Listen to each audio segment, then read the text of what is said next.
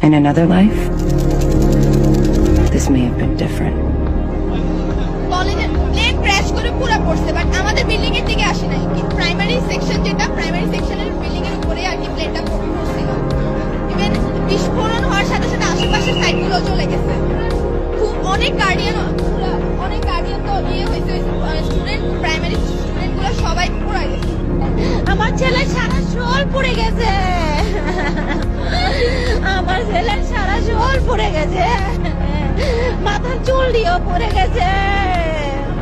বাচ্চাদের এই 60 জনের মধ্যে একটা বড় সংখ্যক, আমরা নাম্বারটা উল্লেখ করতে চাই না, বিরাট সংখ্যক মানুষের জীবনের ঝুঁকি আছে আসলে।